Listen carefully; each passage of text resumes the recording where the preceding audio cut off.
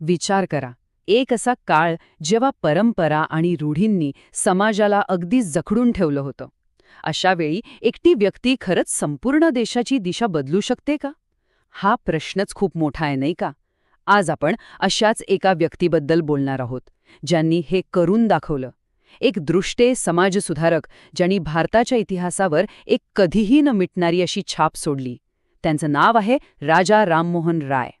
त्यांना एक उपाधी मिळाली आहे जी खरंच खूप काही सांगून जाते. भारतीय प्रबोधनाचे जनक. आता प्रबोधन हा शब्द ऐकायला खूप मोठा वाटतो, पण त्याचा अर्थ खूप सोपा आणि तितकाच खोल आहे. प्रबोधन म्हणजे फक्त बदल नाही, तर विचारांची एक नवीन पहाट, एक नवी सकाळ. आणि ही पदवीच त्यांच्या कामाची विशालता दाखवते, की त्यांचं कार्य किती मोठं आणि दूरगामी होतं. पण मग प्रश्न पडतो की खरंच एका संपूर्ण राष्ट्राला बदलायचं म्हणजे नेमकं काय लागतं? फक्त धाडस पुरेसं आहे की दूरदृष्टी लागते किंवा आणखी काही? चला तर मग या सगळ्या प्रवासात आपण याच प्रश्नाचं उत्तर शोधायचा प्रयत्न करूया. तर सुरुवात करूया त्यांच्या ओळखीतून. आधुनिक भारताचे जनक. जरा कल्पना करून बघा, एक घर जे अगदी सनातनी विचारांचं आहे, जिथे जुन्या परंपरा आणि रूढींचं काटेकोरपणे पालन होतं. आणि त्याच घरात एक मुलगा जन्माला येतो, जो मोठं झाल्यावर त्याच परंपरांवर प्रश्न विचारायला लागतो. ही गोष्ट आहे राजा राममोहन रॉय यांची. त्यांचा जन्म झाला एका सनातनी ब्राह्मण कुटुंबात, पण त्यांचे विचार ते त्या काळाच्या खूप खूप पुढे होते. आणि आता आपण त्यांच्या आयुष्यातल्या सगळ्यात मोठ्या आणि तितक्याच भावनिक संघर्षाकडे वळूया. हा संघर्ष होता सती प्रथेविरुद्ध. आणि लक्षात घ्या, हा लढा फक्त एका चुकीच्या रूढीविरुद्ध नव्हता. हा लढा होता मानवी प्रतिष्ठेसाठी. आणि यासाठी त्यांना अक्षरशः संपूर्ण समाजाच्या विरोधात उभं राहावं लागलं होतं. तर ही सतीप्रथा म्हणजे नेमकं काय? ऐकतानाही अंगावर काटा येतो. ही एक इतकी अमानुष आणि क्रूर प्रथा होती की जिथे पतीच्या मृत्यूनंतर त्याच्या पत्नीला त्याच्या चितेवर जिवंत जाळलं जायचं. अनेकदा तर तिच्या इच्छेविरुद्ध तिला जबरदस्तीने ढकलून दिलं जायचं. या प्रथेची भयानकता आणि त्यामागची मानसिकता समजून घेणं खूप महत्वाचं आहे.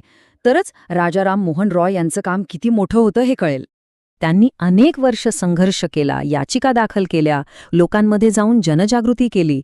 आणि मग इतक्या वर्षांच्या संघर्षानंतर तो ऐतिहासिक क्षण आलाच. साल होतं 1829. राजा राममोहन रॉय यांच्या अथक प्रयत्नांना अखेर यश आलं. त्यावेळचे governor general Lord William Bentinck यांच्या मदतीने ह्याच वर्षी सतीप्रथेवर कायद्याने बंदी आणली गेली. हा फक्त एका कायद्याचा विजय नव्हता, हा मानवतेचा विजय होता. पण राजा राममोहन रॉय यांचं काम इथेच थांबलं नाही, अजिबात नाही. त्यांची नजर खूप दूरची होती. त्यांना हे कळून चुकलं होतं की समाजाला जर मुळापासून बदलायचं असेल तर फक्त एक प्रथा बंद करून चालणार नाही. त्यासाठी धर्म आणि शिक्षण या दोन गोष्टींमध्ये सुधारणा करणं सगळ्यात जास्त गरजेचं आहे.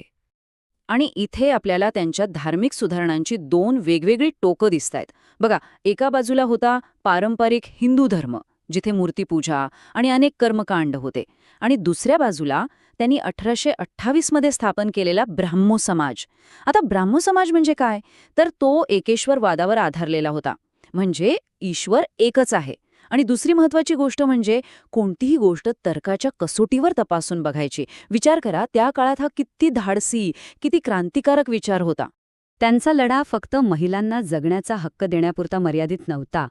नाही, त्यांना सन्मानाने जगता यावं यासाठी ते लढले. म्हणूनच त्यांनी महिलांसाठी मालमत्ता आणि वारसा हक्काची मागणी केली. का? कारण त्यांना माहीत होतं की आर्थिक स्वातंत्र्य मिळालं तरच खरं स्वातंत्र्य मिळतं. इतकंच नाही तर बहुपत्नीत्व आणि बालविवाह यांसारख्या समाजाला पोखरणाऱ्या प्रथांविरुद्धही त्यांनी जोरदार आवाज उठवला. त्यांना एक गोष्ट अगदी पक्की माहीत होती की अंधश्रद्धा आणि चुकीच्या रूढींविरुद्धचा खरा लढा हा शस्त्रांनी नाही तर ज्ञानानेच लढला जाऊ शकतो. आणि म्हणूनच ते आधुनिक, वैज्ञानिक आणि पाश्चात्य शिक्षणाचे कट्टर समर्थक होते. म्हणूनच 1817 मध्ये कलकत्त्याला हिंदू कॉलेजसारखी संस्था उभी करण्यात त्यांचा सिंहाचा वाटा होता. त्यांचं स्वप्न होतं की नवीन पिढीला तर्क आणि विज्ञानाचं शिक्षण मिळावं. पण एक मिनिट, असे क्रांतिकारक विचार फक्त मनात असून काय उपयोग, बरोबर ना? ते लोकांपर्यंत पोहोचले तर पाहिजेत. आणि इथेच राजा राममोहन रॉय यांची एक दुसरी जबरदस्त बाजू समोर येते. ते फक्त एक विचारवंत नव्हते, तर एक कुशल रणनीतिकार सुद्धा होते. त्यांना बरोबर माहीत होतं की आपले विचार लोकांपर्यंत कसे पोहोचवायचे. त्यांनी त्या काळातच पत्रकारितेची म्हणजे प्रेसची ताकद ओळखली होती. म्हणून आपले सुधारणावादी विचार लोकांपर्यंत पोहोचावेत, त्यावर चर्चा व्हावी, यासाठी त्यांनी स्वतःची वृत्तपत्र सुरू केली. एक होतं बंगाली साप्ताहिक, संवाद कौमुदी, आणि दुसरं होतं पर्शियन भाषेतलं मिरात उल अकबर. विचार करा, त्या काळात एका भारतीयाने समाज सुधारणेच्या उद्देशाने वृत्तपत्र सुरू करणं ही एक अविश्वसनीय गोष्ट होती. प्रत्येक मोठ्या प्रवासाचा एक शेवट असतो, नाही का? तर आता आपण राजाराम मोहन रॉय यांच्या जीवनाच्या अंतिम टप्प्याकडे आणि त्यांच्या कधीही न संपणाऱ्या वारसाकडे वळूया. त्यांचं काम फक्त भारतापुरतं मर्यादित राहिलं नाही, तर ते भारताच्या सीमा ओलांडून जगभर पोचलं. अच्छा, अनेकांना हा प्रश्न पडतो की त्यांच्या नावापुढे राजा ही पदवी कशी आली? तर ही पदवी त्यांना दिली होती मुघल सम्राट अकबर द्वितीय यांनी. आणि त्यामागे कारण होतं. सम्राटाने त्यांना आपला राजदूत म्हणून इंग्लंडला पाठवलं होतं. काम काय होतं? तर सम्राटाचं पेन्शन वाढवण्यासाठी ब्रिटिश सरकारकडे बाजू मांडायची. कल्पना करा, एक भारतीय समाजसुधारक मुघल सम्राटाचं वकील म्हणून इंग्लंडला जातोय. यावरूनच त्यांची आंतरराष्ट्रीय पातळीवरची ओळख किती मोठी होती हे लक्षात येतं. आता ही टाईमलाईन बघा. यावरून त्यांच्या कामाचा वेग आणि आवाका लक्षात येतो. 1817 मध्ये शिक्षणाचा पाया घातला. 1828 मध्ये ब्राह्मो समाजाची स्थापना करून धार्मिक विचारांना एक नवी दिशा दिली. आणि त्याच्या पुढच्याच वर्षी 1829 मध्ये सती प्रथेसारख्या अमानुष रूढीला कायद्याने संपवलं. पण दुर्दैवाने हा झंझावती प्रवास 1833 मध्ये इंग्लंडच्या ब्रिस्टल शहरात थांबला. ज्या माणसाने भारताला आधुनिकतेचा रस्ता दाखवला, त्याचा शेवट आपल्या मायभूमीपासून इतक्या दूर झाला. तर आपण जिथून सुरुवात केली होती त्या प्रश्नाकडे परत येऊया.